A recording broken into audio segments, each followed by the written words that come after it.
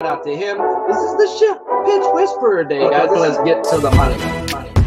Let's get to the money. Let's get to the money. Let's get to the motherfucking money.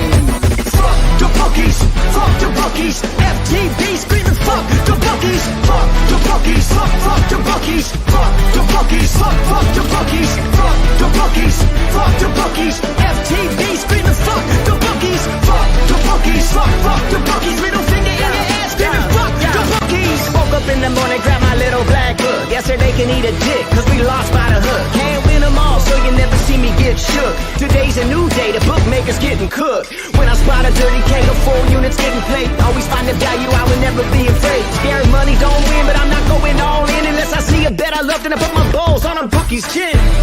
Let it all soak in, doubling my bread, winning money with my friends. If you got the itch and you wanna go big, follow Sharpie bets and you gon' really fucking win. This is not financial advice, it's entertainment. But if I find the right price, believe I'm parlaying it. You can see my spreadsheet, I'm winning, not just saying it.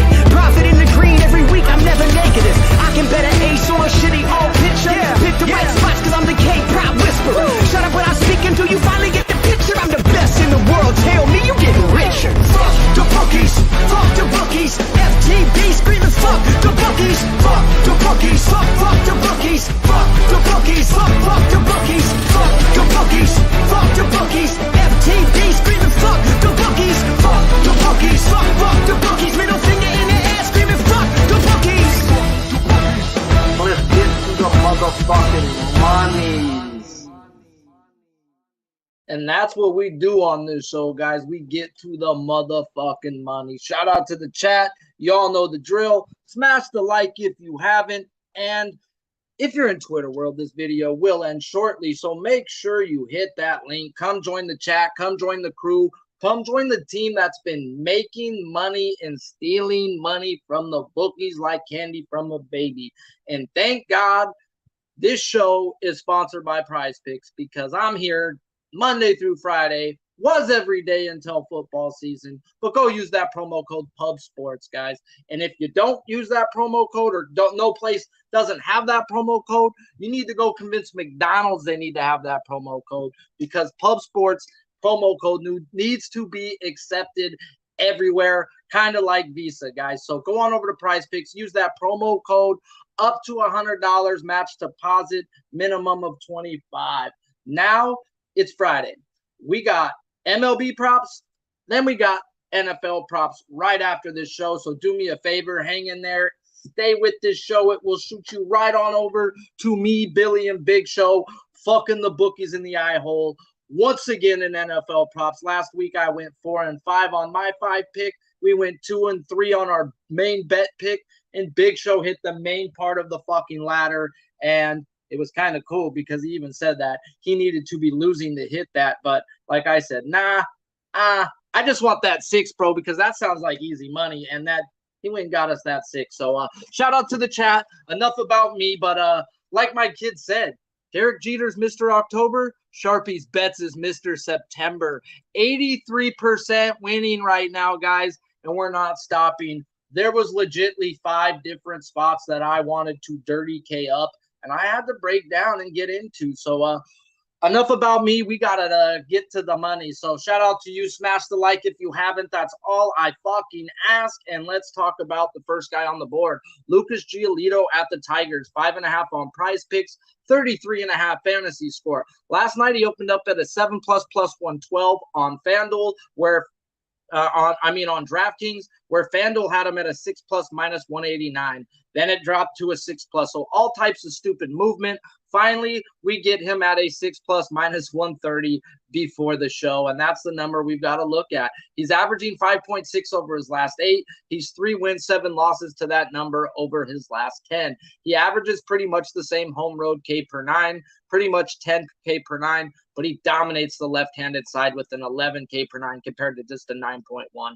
And they are projected 5 right-handed and 4 left-handed bats in this Tigers lineup. Now, let's talk about this guy.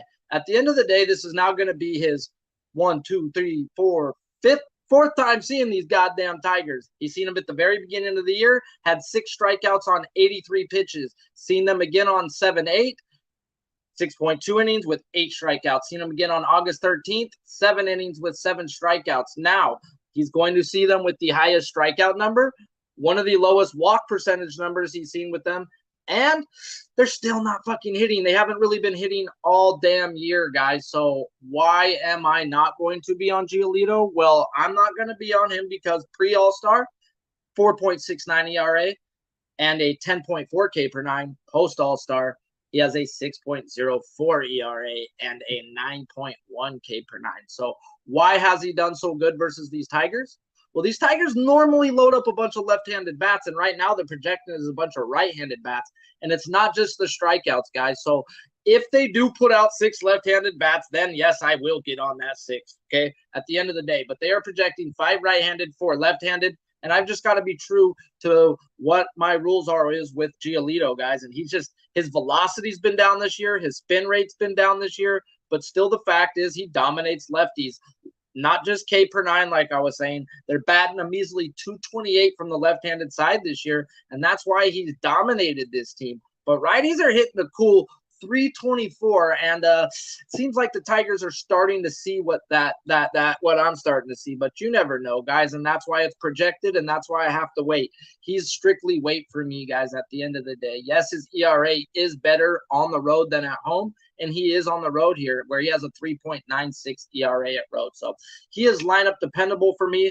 Other than that, it's a strict pass on Giolito, guys. If I can't at least get 6 lefties, especially with the other spots I have lined up today, I could pass, guys. But he is in a good spot, and if you're on him, at least look to have at least 5 for you guys. That's what I would say. He needs to have more lefties than righties, but these Tigers do suck, and the numbers say he should go out there and do what he's been doing. But if they load up righties, it could be one hell of a time. So let's get into the first 30K of the day. And we've been on him a few times, and we're getting the guy's average, where averages are meant to be bet, guys. And let's talk about it. We're actually getting 1 strikeout more than his average.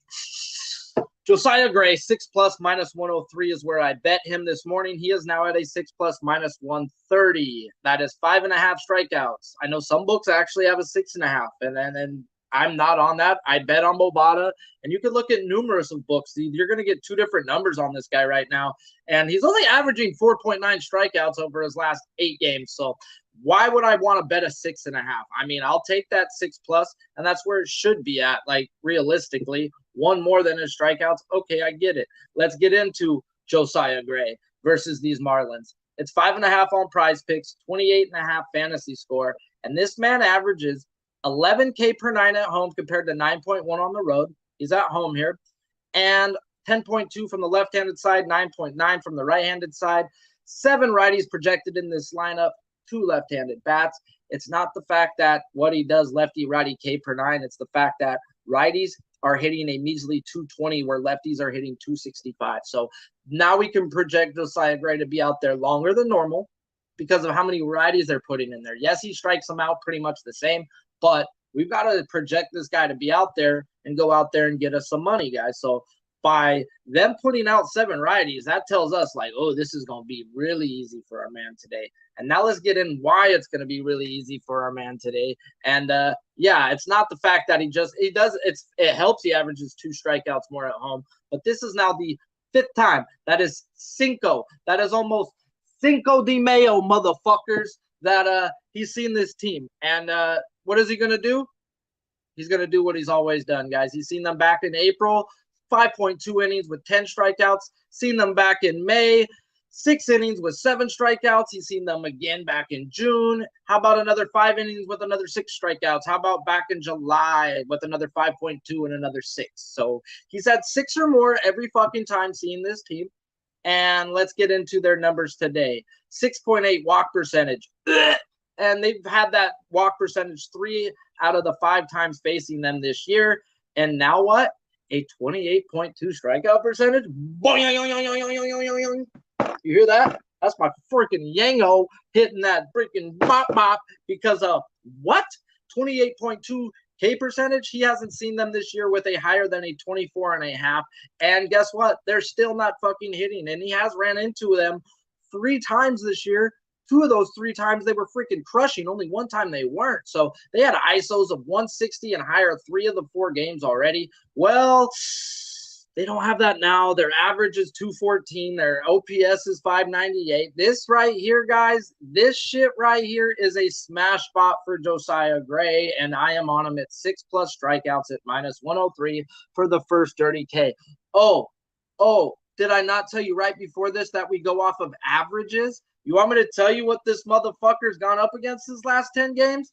How about the Padres who don't strike out? We'll talk about that in a little bit. How about the St. Louis Cardinals twice who don't strike out? Ask Corbin Burns how that worked out the other day. And, the Dodgers and the Mets, guys. 5 fucking teams who don't strike out in his last 10, which keeps his average freaking where it should be. And smash spot, guys. I think Josiah Gray goes out there and, woo! Ric Flair's on them bitches today. Now let's get into the guy where if I didn't think the juice was off, I'd slam him, guys. But this was the spot where I thought Charlie Morton was at the other day, and Charlie Morton hit his K prop exactly, but he gave up his butt cheeks. And maybe that's what this line's telling me.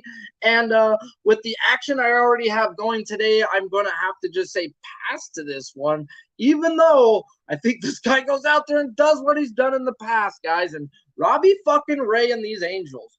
Why? This is my issue, guys, and this is my headache that I've gotten. Sometimes I've just got to let it go if I can't understand it. The number's right. 7+ strikeouts up and down the board. Last night, one book had that 7+ at a -164, and the other book had it at +110. Now, what the fuck is going on here, guys? So I'm like, okay, I'll just wait till the morning, see where this line moves. It's all moved towards the plus money. It's all sitting at that nothing higher, and until the right before the show, the public's starting to give him some Ray money. It's starting to come in. It's moved up to a -130 on Robbie Ray. But, man, why? This should have been a -150 to a -160 on my probability, guys. He's hit that number, 6 wins, 4 losses over his last 7. And they're going to give us plus money on that.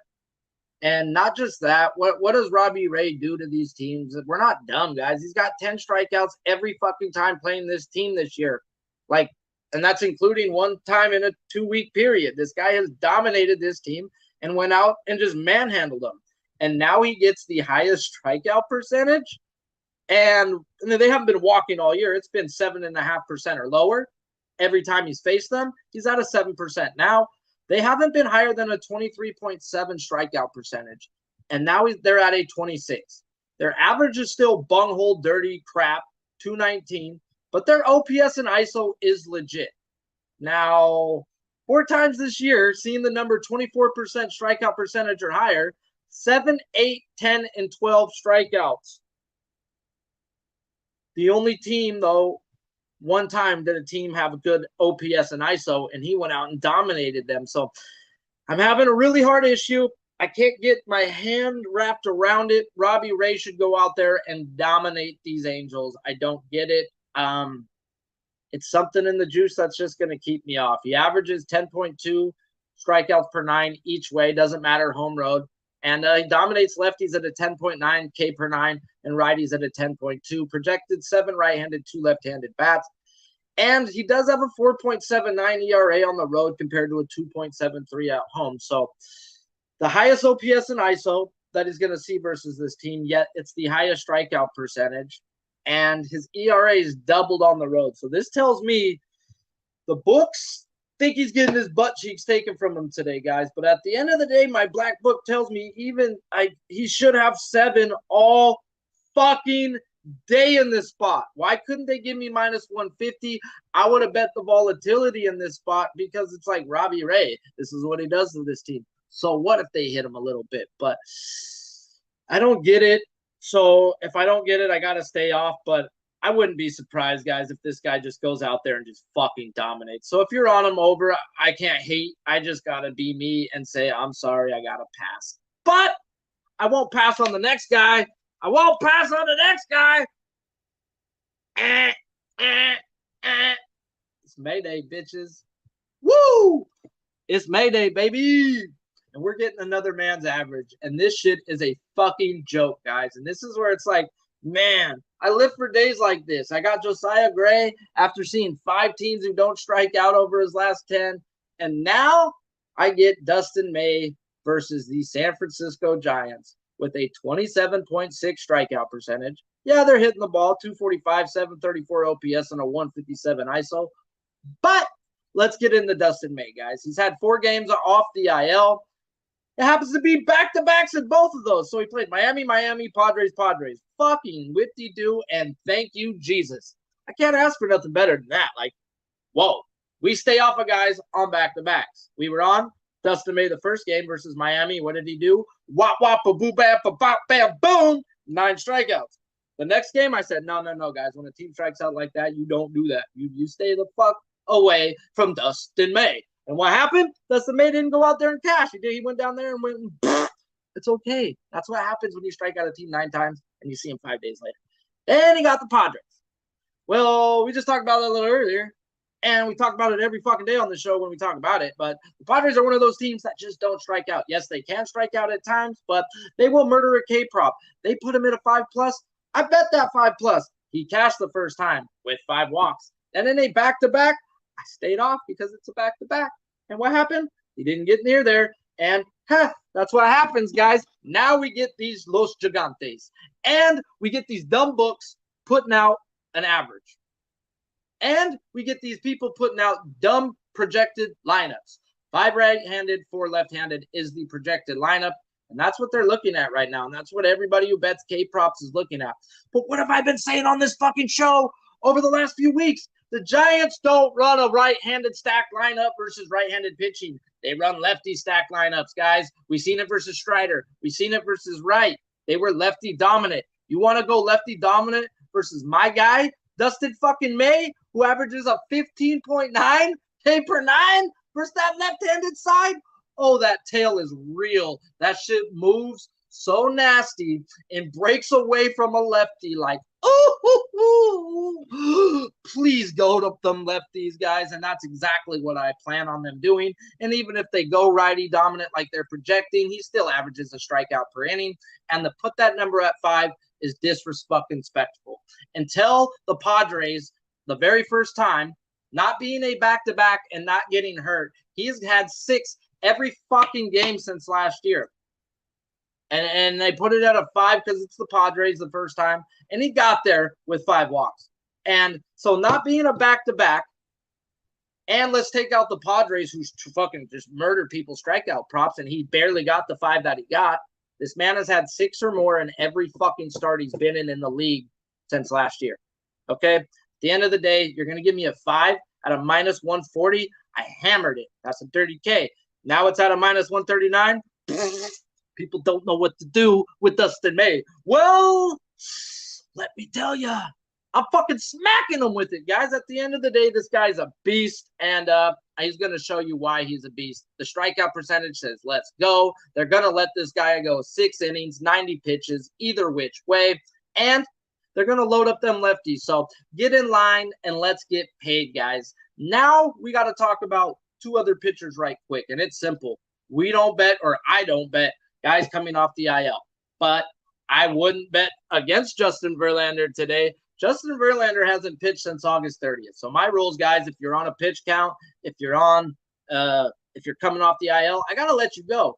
Well, the last time, and this is why I keep track of stuff in the book, the last time this guy, and I mean it's a 16-day period since he's pitched in a game, the last time he hasn't pitched in a game for a 9-day period, I was like, oh, I got to take a wait and break and see what he does. He came and pitched the full fucking game, 90-plus innings, 90-plus pitches, 7-plus innings. The guy went out there and did the damn thing. So if anybody can take 2 weeks off, and if they say they're ready to go, I wouldn't be surprised if they let him go, guys. At the end of the day, they trust this guy over there. So, and his coach trusts him. And I wouldn't bet against this guy, but there's no way I can bet the man's over today. So Justin Verlander, I just have to let you go due to my rules. And then on the other side, guys, Max Fried is in a giant spot. I think he's in a great spot, walk and strikeout percentage-wise.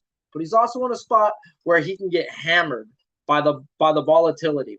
I haven't made a decision on it yet. I want a legit lineup. But if the lineup comes out how I want, I will tweet it out. and Max Fried will be my third Dirty K of the day. I love me some fucking Robbie Ray today. I just don't get the juice. So shout out to you all. It's about that time to head on over to the good, the bad, and the money. 2 Dirty Ks, maybe 3, depending on the lineup with Fried. So do me a favor, even if you don't like NFL props, shoot on over to the next show, smash the like button for me at least, and let's get to the money. Until next time, I'm Sharpie's Bets.